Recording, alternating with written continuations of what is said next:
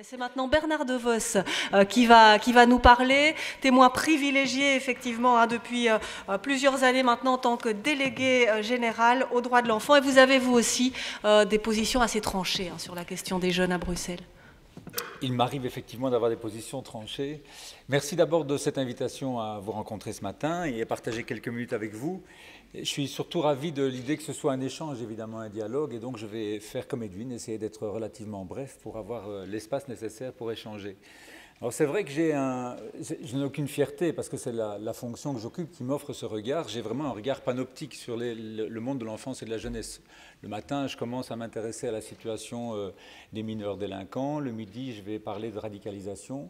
À midi, je vais avoir un repas autour du nombre de places nécessaires en crèche. Puis je vais travailler sur l'enseignement maternel, les transports des enfants qui souffrent de handicap. Je vais terminer sur des questions d'adoption. Enfin, c'est un regard très large. Donc aucune fierté, c'est simplement la fonction qui m'offre ce regard très large, panoptique, et qui est intéressant évidemment pour faire les liens entre différentes politiques qui concernent de près ou de loin les enfants et les jeunes. Alors, la présidente a commencé la journée en disant que la dernière enquête sur le bien-être des jeunes laissait entendre que leur optimisme était en berne et que globalement, ils sont un peu désabusés. Je pense que, vous qui êtes acteur de terrain, vous qui rencontrez régulièrement des jeunes, vous devez vous dire qu'effectivement, ce n'est pas simplement une enquête, c'est une réalité. Je rajoute, ce que je disais d'ailleurs ici récemment à cette même tribune, que outre les conditions socio-économiques difficiles, outre les relégations scolaires que Edwin a déjà abordées, outre les différentes discriminations et injustices que beaucoup de jeunes subissent, ils sont aussi tous, de quelque milieu qu'ils proviennent, ils sont tous en proie à de grandes questions autour de l'efficacité de la démocratie représentative. Et c'est important de le dire comme un lieu ici. Et le problème, c'est qu'aujourd'hui, nous-mêmes, nous sommes très, très en question sur l'efficacité aujourd'hui de la démocratie représentative et que nous, en tant qu'adultes, nous n'avons malheureusement aucune alternative à leur proposer. La démocratie participative, on en parle beaucoup, on est encore loin de pouvoir proposer ce... Et je pense que c'est un sujet important qu'il faut pouvoir aborder rapidement.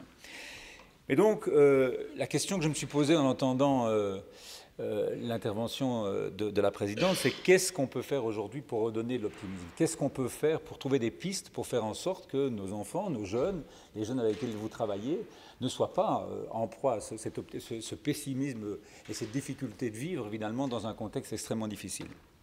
Je dirais que s'il y a bien une chose qui me semble être de nature à pouvoir un peu améliorer la situation, c'est de travailler sur un concept que vous connaissez, dont on nous rabâche les oreilles très régulièrement, c'est la question de l'alliance éducative. Et si je dis alliance éducative, c'est parce que j'ai vraiment le sentiment que c'est autour de cette alliance éducative qu'il y a eu le moins, finalement, d'évolution au cours de ces 30 dernières années, puisque c'était aussi le deal d'aujourd'hui, travailler sur l'évolution au cours de ces 30 dernières années. Et pourtant, c'est un impératif. Alors, quand on dit alliance éducative, c'est entre qui? Eh bien, c'est entre toutes les personnes et toutes les institutions formelles ou informelles qui entourent le jeune. Globalement, la famille, l'école, et puis le tiers-milieu. Le tiers-milieu, c'est la myriade d'associations, de projets particuliers, de lieux de rencontre, de lieux d'accueil, les groupes de jeunes, les bandes de jeunes, tous ces lieux informels que fréquentent les jeunes. Et je pense vraiment que si on n'arrive pas aujourd'hui à avoir une vraie alliance éducative entre tous ces acteurs, on n'arrivera pas à redonner de l'optimisme et de l'enthousiasme chez les jeunes. Alors, l'idée, évidemment, c'est d'arriver à faire dresser un peu le portrait de ces institutions aujourd'hui, à commencer par la famille. Aujourd'hui, si on demande à monsieur et madame tout le monde qu'est-ce qui s'est passé de flagrant, quelles sont la plus grande évolution au niveau de l'évolution de la société au cours de ces 30 dernières années, beaucoup de gens vous diraient Internet. Alors en fait, Internet, effectivement, c'est une révolution dans nos vies, mais pour moi, la vraie révolution, c'est l'évolution des familles.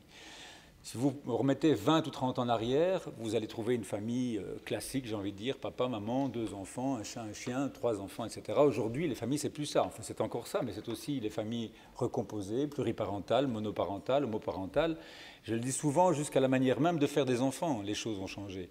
On peut encore faire un enfant de manière relativement classique et très agréable. Papa aime beaucoup maman et ils ont un enfant, mais vous pouvez aussi congeler du matériel génétique, aller louer un ventre en Inde, en Ukraine et revenir avec un enfant dont la filiation est loin d'être assurée, dont l'accès au secret des origines est loin d'être assuré, mais c'est une réalité aujourd'hui. Et forcément, ça a eu des répercussions incroyables sur l'évolution des familles, en termes d'exercice de l'autorité, en termes de participation des enfants. Je rappelle d'ailleurs, puisqu'on citait une autre enquête de l'Observatoire de l'enfance, de la jeunesse et de l'aide à la jeunesse, qui mettait en évidence qu'en termes de participation, les enfants sont tout à fait à l'aise dans leur famille, de manière générale, donc les familles ont changé, alors qu'à l'école, et c'est la deuxième institution dont je voudrais parler, c'est loin d'être le cas. Parce que l'école aujourd'hui, clairement, c'est une institution à l'arrêt. On a aujourd'hui une école, moi j'y rentre régulièrement dans les écoles, j'ai l'impression de retrouver non seulement l'école de mon enfance, mais je crois retrouver celle de mon père, de mes aïeux. On est encore aujourd'hui au XXIe siècle avec une école du XIXe siècle. Et donc on parle aujourd'hui d'un pacte d'excellence. Bon, on pourrait dire aussi que le principe d'excellence est un principe effectivement important qu'il faut pouvoir poursuivre, mais qu'avant ça, il y a d'autres principes. C'est le principe d'éducabilité, le principe d'égalité des acquis, qui est loin d'être garanti aujourd'hui. Edwin abordait tout à l'heure la discrimination dans l'enseignement secondaire. Aujourd'hui, et je le dénonce depuis pratiquement le début de mon mandat, on n'attend pas, dans les milieux précaires, dans les milieux populaires, le secondaire pour être réellement discriminé et réellement mis sur une voie de garage. Je pense notamment à l'enseignement fondamental où on voit une myriade de gamins qui n'ont aucun handicap, qui n'ont aucun besoin spécifique et qui se retrouvent massivement inscrits dans l'enseignement spécialisé parce qu'ils ont un retard pédagogique, un retard culturel lié à leur milieu d'origine qui devrait être compensé par l'enseignement ordinaire, mais j'ai envie de dire par facilité peut-être, mais surtout parce qu'on a la conviction, et ceux qui orientent ces enfants, et notamment des acteurs qui ne sont pas critiquables en eux-mêmes, parce qu'on a la conviction que l'enseignement ordinaire va broyer ces enfants, on les envoie dans l'enseignement spécialisé en se disant que là, ils auront peut-être un enseignement plus personnalisé. C'est oublier que très peu d'enfants du spécialisé réussissent le CEB et que les filières dans lesquelles ils sont inscrits dans le fondamental ne se poursuivent pas en secondaire. Donc ils vont commencer leur carrière comme dyslexiques, dyspraxiques, troubles instrumentaux et ils termineront comme handicapés mentaux légers. C'est une honte, c'est un scandale. Cette école est évidemment à côté de ses pompes, à côté de son siècle. Elle doit rentrer dans le XXIe siècle, intégrer les nouvelles technologies, intégrer le fait qu'aujourd'hui, les connaissances, ce n'est plus simplement l'information, c'est plus simplement l'enseignant qui peut les donner. Forcément, le problème aujourd'hui avec Internet et les nouveaux moyens de communication, ce n'est pas tellement qu'ils acquièrent des savoirs. On n'acquiert pas des savoirs par Internet, on acquiert des connaissances, des informations et dont l'accumulation fait problème aujourd'hui, qui doivent être distillées, qui doivent percoler. Et là, le rôle des enseignants doit changer. Alors, je vous disais...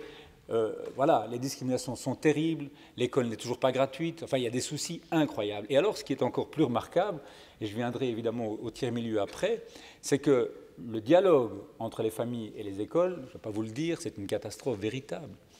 Pour les parents qui n'ont pas l'habitude scolaire, pour les parents qui ont une expérience scolaire difficile, rentrer en relation éducative, constructive avec l'école, c'est une galère. Et pour moi, je vous dis, je suis un peu au centre de toutes ces politiques. Ce qui est terrible pour moi de constater, c'est que le discours de l'école sur les familles est exactement en miroir du discours des familles sur l'école. C'est pas ma faute, c'est votre faute, c'est pas de votre faute, et c'est toujours comme ça, et c'est incroyable. Donc aujourd'hui, c'est en ça qu'effectivement je rejoins Edwin pour dire que c'est de la maltraitance. Des gamins sont dans un système éducatif donné la journée et un autre système éducatif complètement différent le soir.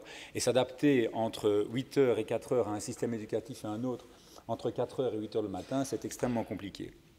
Et puis alors voilà votre rôle à vous, le tiers-milieu, donc association, etc. Alors là, je dois comme dire aussi, et je rejoins évidemment Edwin là-dedans, mais ils sont des camarades de lutte, entre guillemets. On me disait ça à l'époque, hein. Bon, on ne dit plus ça aujourd'hui, mais voilà, un peu ringard, Jean-Jacques Goldman, hein, voilà.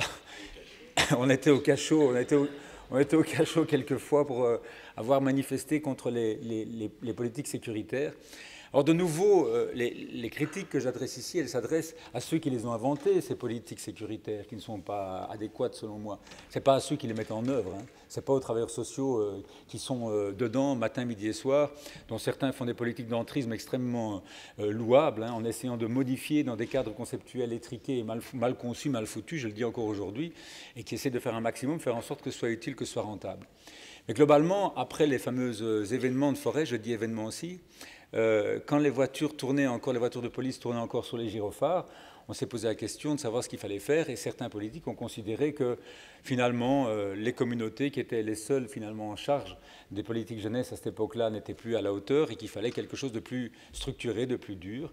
Et on a considéré qu'il fallait viser des publics particuliers, là où justement, à mon sens, à ce moment-là, on aurait dû rassembler, travailler sur le vivre ensemble, on a stigmatisé et on a ciblé. Et c'est alors évidemment qu'a apparu cette politique évidemment de jeunesse extrêmement discriminatoire, dont on paye encore tous les pots cassés. Certains jeunes, on a considéré que certains jeunes étaient encore éducables et qu'il fallait leur réserver les meilleurs moyens, les meilleures écoles, les meilleurs centres sportifs, les meilleures activités culturelles, et que d'autres n'étaient plus éducables, surtout dans les quartiers populaires, et que pour eux, il fallait inventer un ersatz d'éducation, qui est celui qui fonde les contrats de sécurité. Je préviens ta délinquance, je punis ta délinquance. Et la prétention éducative, malheureusement, dans les textes, je dis bien que sur le terrain, beaucoup d'acteurs ont heureusement amélioré sensiblement la donne, mais c'était quand même ça l'idée dans laquelle on est rentré. Et je vous avoue qu'aujourd'hui, quand j'interviens régulièrement sur les questions de radicalisation, c'est toujours la même chose. Hein. Permettez-moi de le dire, c'est toujours exactement la même chose aujourd'hui.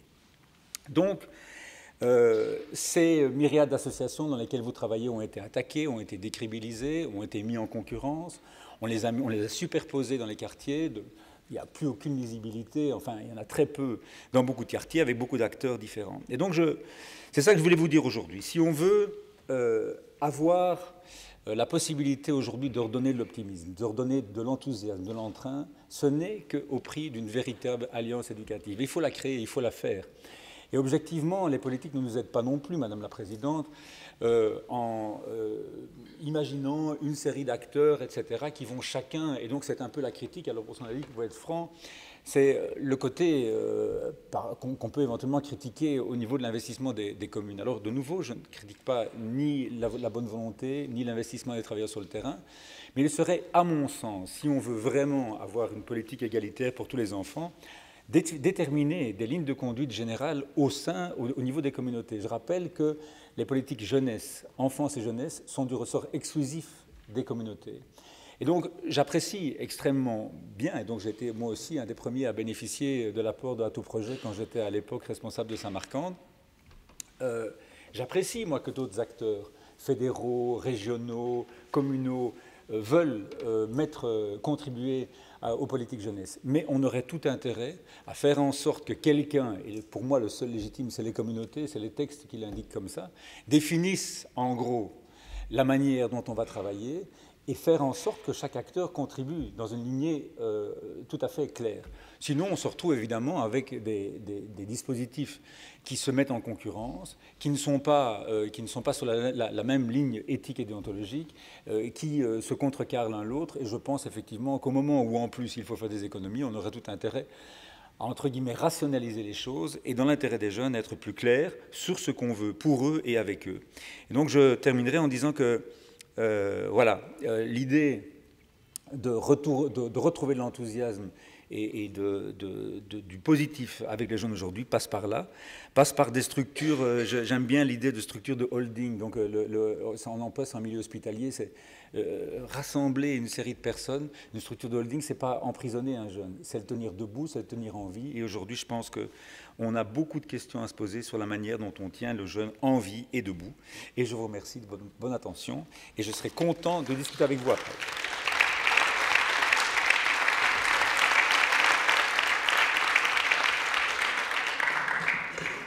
Merci beaucoup Bernard DeVos. Donc voilà, effectivement, cette importance de l'alliance éducative, famille, école, tiers-milieu, vous, les associations, l'importance aussi d'avoir des politiques égalitaires, non pas sécuritaires, travailler avec les jeunes, voilà ce qui ressort un petit peu de ce que vous venez de dire. C'est vrai que vous avez parlé aussi des émeutes qui ont marqué Forêt dans les années 90. Vous avez un tout petit peu parlé ici de radicalisation, mais je crois que c'est peut-être un point important aussi par rapport aux jeunes. C'est pas tous les jeunes et on va pas tous les stigmatiser, mais il y a ces départs en Syrie qui concernent Bruxelles aussi, et ça reviendra peut-être tout à l'heure dans les questions que vous pourrez poser.